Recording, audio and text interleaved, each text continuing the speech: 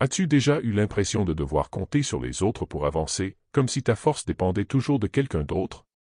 Pourtant, il y a des moments où tu te retrouves seul, face à toi-même, et c'est là que la vraie question se pose. Es-tu capable de tenir debout sans l'aide de personne? Les stoïciens l'avaient bien compris, ta plus grande force ne vient pas du monde extérieur, mais de ton esprit. Dans la vie, les relations évoluent, les circonstances changent, et ceux sur qui tu comptes aujourd'hui ne seront peut-être plus là demain. Alors, si tu veux avancer sans être constamment vulnérable aux aléas de la vie, tu dois apprendre à être fort seul. Dans cette vidéo, on va voir 8 raisons essentielles pour lesquelles la solitude peut devenir une force incroyable et comment elle peut t'aider à bâtir une vie plus solide, plus libre et plus sereine. Reste bien jusqu'à la fin, car ce que tu vas apprendre pourrait bien changer ta façon de voir le monde. C'est parti.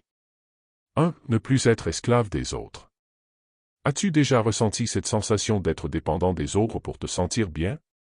D'attendre un message, une validation ou même une présence pour te rassurer? C'est une prison invisible dans laquelle beaucoup de gens se retrouvent enfermés sans même s'en rendre compte. Ils pensent qu'ils sont libres, mais en réalité, ils sont prisonniers du regard des autres, de leur approbation et de leur présence. Les stoïciens nous enseignent une chose essentielle, le véritable pouvoir ne se trouve pas à l'extérieur, mais à l'intérieur de nous. Si ton bonheur dépend toujours des autres, alors tu leur donnes le contrôle total de tes émotions et de ton état d'esprit. Une simple absence, une critique ou un rejet peuvent alors te déstabiliser complètement. Regarde autour de toi. Combien de personnes cherchent désespérément à plaire, à être acceptées, à recevoir de l'attention? Combien se laissent manipuler parce qu'elles ont peur d'être seules? En étant trop attachées aux autres, on finit par faire des compromis qui vont à l'encontre de nos valeurs, juste pour être aimés ou acceptés. Mais à quel prix? Le stoïcisme nous invite à renverser cette dynamique. Imagine un instant que tu n'aies plus besoin de l'approbation de qui que ce soit. Que tu sois capable de te sentir bien, même si personne ne t'écrit, ne t'appelle ou ne te félicite.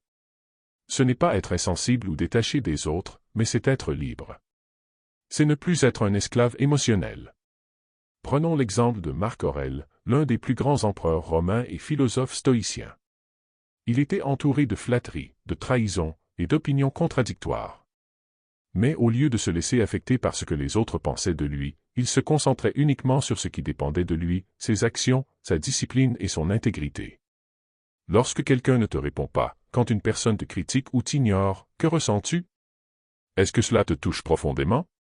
Pourquoi? Remets en question cette dépendance.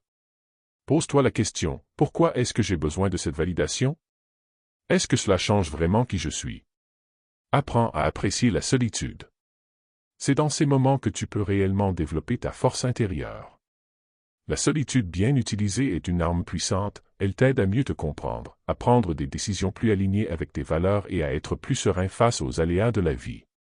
Lorsque tu deviens capable de te sentir bien seul, tu n'es plus à la merci des autres. Tu es libre de choisir qui mérite ta présence et ton énergie, sans être dans le besoin ou la dépendance. Et ça, c'est une force que personne ne peut enlever. 2. Mieux se connaître pour devenir plus fort. Quand on est constamment entouré des autres, on finit souvent par adopter leurs idées, leurs habitudes, voire même leurs émotions. On s'adapte, on se conforme, et parfois, on perd de vue qui l'on est vraiment. Mais comment peux-tu être fort si tu ne te connais même pas toi-même? Les stoïciens accordaient une grande importance à la connaissance de soi. Sénèque disait, « Personne ne peut arriver à bon port s'il ne sait pas où il va. » Et comment savoir où tu vas si tu n'as jamais pris le temps de comprendre ce qui te motive, ce qui te fait vibrer, ce qui te rend réellement heureux? La solitude n'est pas une punition, c'est une opportunité. C'est un espace où tu peux observer tes pensées sans distraction, remettre en question tes croyances et clarifier ce que tu veux réellement dans la vie. Beaucoup de personnes fuient la solitude parce qu'elles ont peur d'affronter leurs propres pensées, leurs insécurités, leurs doutes. Mais ce que tu fuis te contrôle. Prends un moment pour réfléchir. Es-tu réellement en accord avec toi-même ou es-tu le reflet des attentes des autres? Tes ambitions, tes choix, tes valeurs, viennent-ils de toi ou ont-ils été influencés par la pression sociale, la famille, les amis? Les plus grands penseurs et leaders ont tous eu des moments de solitude pour affiner leur vision et développer leur force intérieure. Marc Aurèle, malgré ses responsabilités en tant qu'empereur, prenait du temps seul pour écrire ses pensées et analyser ses émotions. Il comprenait que la force ne vient pas de l'extérieur, mais de l'intérieur. Si tu veux être plus fort seul, commence par embrasser la solitude comme un moment d'introspection. Observe tes réactions face aux épreuves, questionne tes peurs, identifie ce qui t'apporte réellement du sens. Ce processus n'est pas toujours confortable, mais il est essentiel. Une personne qui se connaît vraiment est une personne qui ne peut pas être facilement manipulée, influencée ou déstabilisée.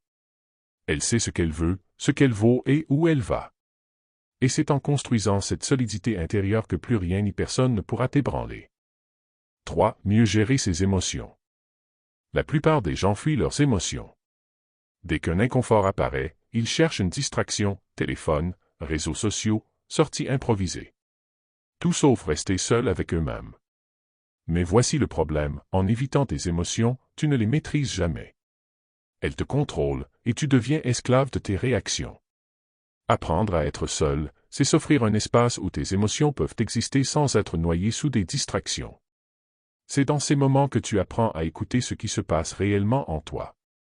Pourquoi ressens-tu cette colère? D'où vient cette peur? Est-ce que cette tristesse est justifiée ou amplifiée par ton imagination? Les stoïciens disaient que ce ne sont pas les événements qui nous troublent, mais notre manière de les interpréter. Si tu ne prends jamais le temps de t'asseoir seul et de regarder tes pensées en face, comment veux-tu reprendre le contrôle?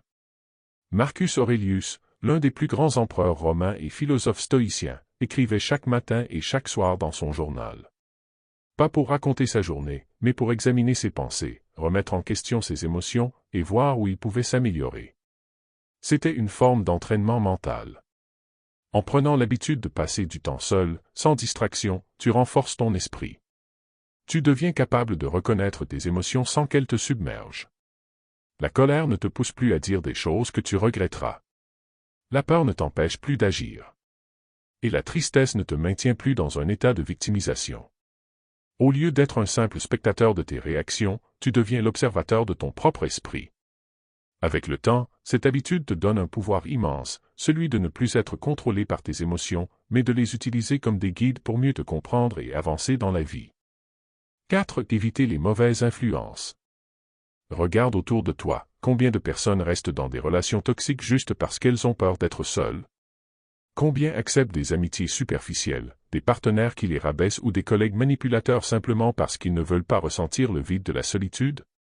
Le besoin constant de compagnie peut être une prison. Il te pousse à tolérer des comportements que tu n'accepterais jamais si tu avais une vraie force intérieure. Pourquoi? Parce que la peur d'être seul peut te rendre vulnérable aux mauvaises influences. Tu finis par t'entourer de personnes qui ne te respectent pas, qui te drainent émotionnellement ou qui t'empêchent d'avancer. Mais voici la vérité, apprendre à être fort seul, c'est te donner le luxe de choisir. Quand tu es bien avec toi-même, tu ne restes pas avec des gens par peur, mais par choix. Tu n'acceptes plus des relations par défaut, simplement parce que tu ne supportes pas l'idée d'être seul un samedi soir.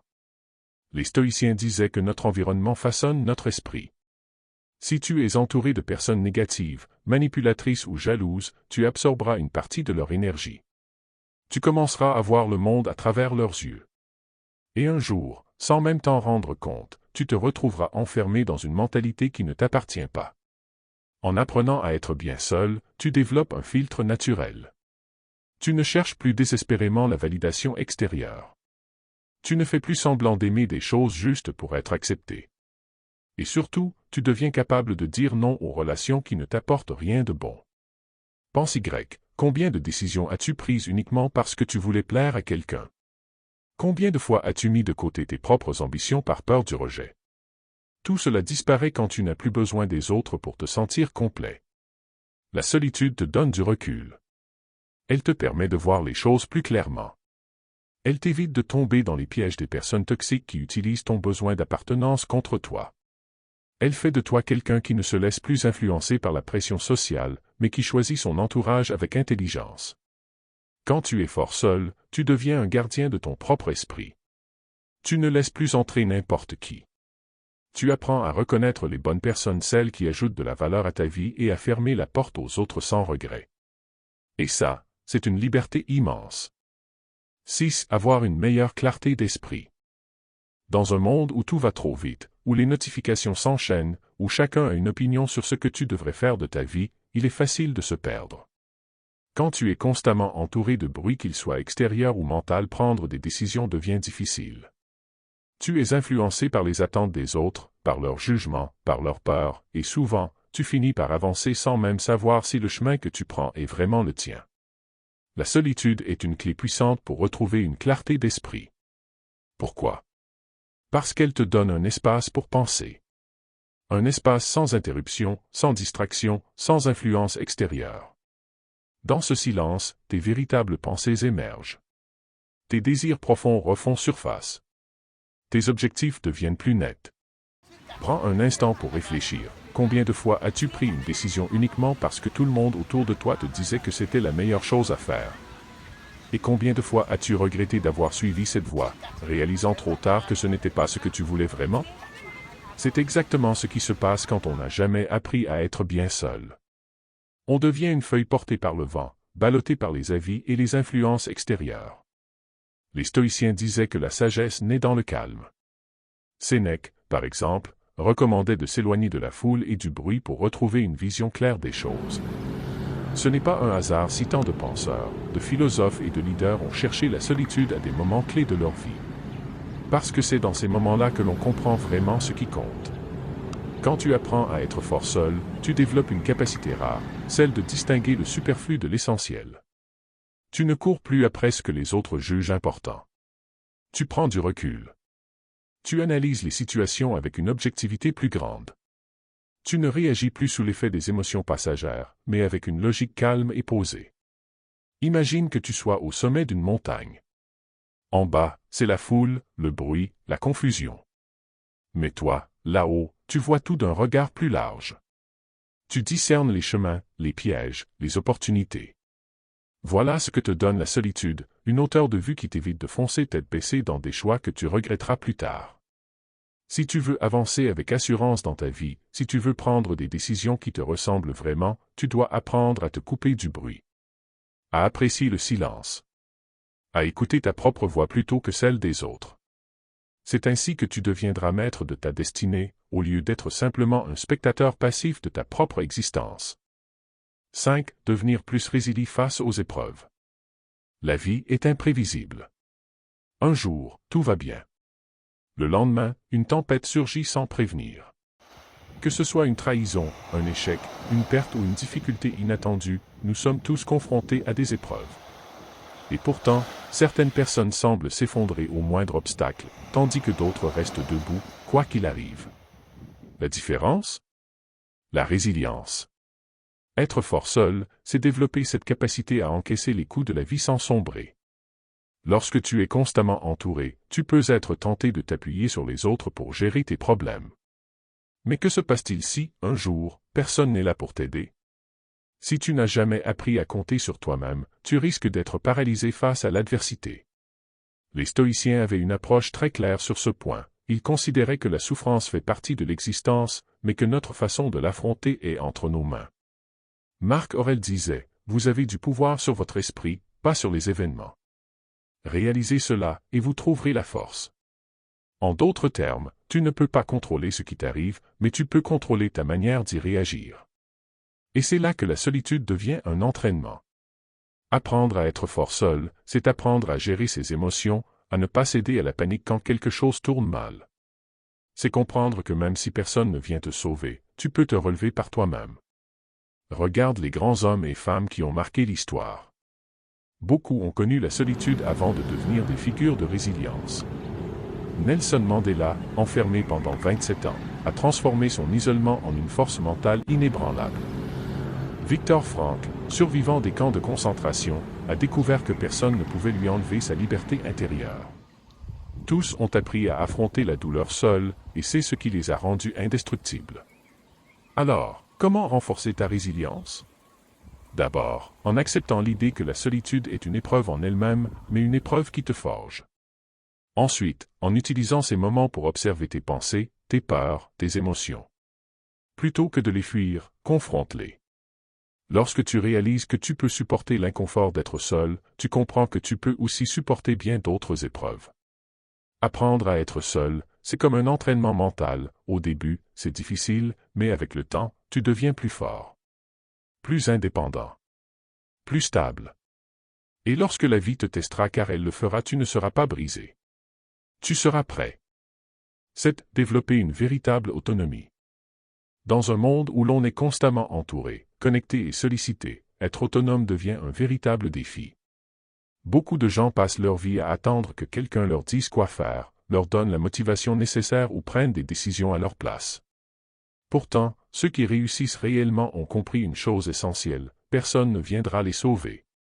Personne ne va faire le travail à leur place. Être fort seul, c'est apprendre à ne plus attendre des autres ce que tu es capable de faire toi-même. Cela signifie être capable de prendre des décisions sans chercher l'approbation extérieure. Avoir des objectifs et avancer sans avoir besoin d'un coup de pouce constant. C'est cette autonomie qui te permet d'être maître de ta vie, plutôt que de la subir en fonction des envies ou des attentes des autres. Les stoïciens étaient très clairs sur ce point. Épictète disait, « Ne demande pas que les choses arrivent comme tu le veux, mais veuille qu'elles arrivent comme elles arrivent, et tu seras heureux. » Cette phrase nous rappelle que nous devons accepter la responsabilité de notre propre existence. Plutôt que d'attendre que les choses changent d'elles-mêmes, nous devons agir. Regarde autour de toi. Combien de personnes se plaignent sans jamais rien faire pour changer leur situation? Elles attendent un signe, un déclic, une aide extérieure qui ne viendra peut-être jamais. Pendant ce temps, d'autres avancent, prennent des risques, essaient, échouent et recommencent, mais toujours par eux-mêmes. Ce sont ces personnes-là qui finissent par réussir, car elles ont compris qu'elles sont les seules à pouvoir transformer leur destin. L'autonomie se construit avec des petites actions du quotidien. Commence par prendre des décisions seul, même si elles sont difficiles. Fixe-toi des objectifs et engage-toi à les atteindre sans dépendre de la motivation des autres. Accepte l'inconfort d'agir sans validation extérieure. Petit à petit, tu développeras une indépendance qui te rendra inébranlable. Imagine une personne qui a toujours eu besoin d'un coach pour aller à la salle de sport. Si, du jour au lendemain, ce coach disparaît, cette personne abandonnera. Maintenant, imagine quelqu'un qui a appris à s'entraîner seul, à trouver sa propre discipline. Peu importe les circonstances, il continuera à avancer.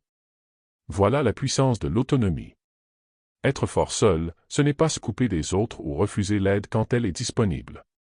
C'est savoir que, quoi qu'il arrive, tu peux compter sur toi-même. C'est cette force intérieure qui fait la différence entre ceux qui subissent leur vie et ceux qui la construisent avec détermination. 8. Trouver la paix intérieure. La véritable force ne se mesure pas seulement à la capacité de résister aux épreuves extérieures, mais aussi à la capacité de trouver la paix en soi, peu importe les circonstances. Apprendre à être seul, c'est apprendre à être en paix avec soi-même. Et cette paix intérieure, une fois acquise, devient une armure contre le chaos du monde. Quand tu es bien avec toi-même, le bruit extérieur perd son pouvoir sur toi.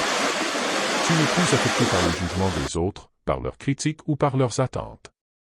Tu deviens un roc, inébranlable face aux tempêtes. Ce silence que beaucoup fuient devient un allié. Il te permet de te recentrer, d'écouter tes propres pensées sans être pollué par les influences extérieures. Les philosophes stoïciens comme Sénèque et Marc Aurèle prônaient l'importance du calme intérieur. Pour eux, la sagesse résidait dans la capacité à ne pas être esclave de ses émotions ni de l'agitation extérieure. Aujourd'hui, beaucoup cherchent à remplir chaque instant de bruit, d'activité, de distraction, parce qu'ils ont peur du vide, peur de se retrouver face à eux-mêmes. Mais la solitude, bien maîtrisée, n'est pas un vide. C'est un espace dans lequel tu peux te retrouver, mieux te comprendre et grandir. Trouver la paix intérieure, c'est aussi accepter que certaines choses échappent à ton contrôle. Ce qui compte, ce n'est pas ce qui se passe autour de toi, mais la manière dont tu y réagis. Une personne qui dépend du monde extérieur pour se sentir bien sera toujours en proie aux fluctuations de la vie. Mais celui qui a cultivé la paix intérieure ne sera jamais déraciné, peu importe la force du vent. Et le plus beau dans tout ça? C'est que cette paix n'a pas besoin d'être validée par quelqu'un d'autre. Elle ne dépend ni d'une situation, ni d'un statut, ni d'une relation. Elle est entièrement en toi. Une fois que tu l'as trouvée, plus rien ne peut réellement t'atteindre. Tu deviens libre. Être fort seul, ce n'est pas rejeter les autres ni vivre dans l'isolement. C'est apprendre à être bien avec soi-même, à ne plus dépendre de l'approbation ou du soutien des autres pour avancer. C'est bâtir une force intérieure qui te permet de faire face aux tempêtes sans vaciller. Les stoïciens l'avaient compris, la véritable liberté commence là où s'arrête la dépendance. Plus tu apprends à être solide seul, plus tu es maître de ta vie. Plus tu trouves la paix en toi, plus le monde extérieur perd son pouvoir sur toi. Alors, pose-toi cette question, es-tu vraiment libre? Ou es-tu encore prisonnier du regard des autres, de tes peurs, de tes habitudes? La bonne nouvelle, c'est que tu as le pouvoir de changer ça. Et le moment idéal pour commencer, c'est maintenant. Si cette vidéo t'a parlé, pense à t'abonner et à activer la cloche pour ne rien manquer. Ensemble, continuons à grandir, à nous renforcer et à avancer sur le chemin du stoïcisme.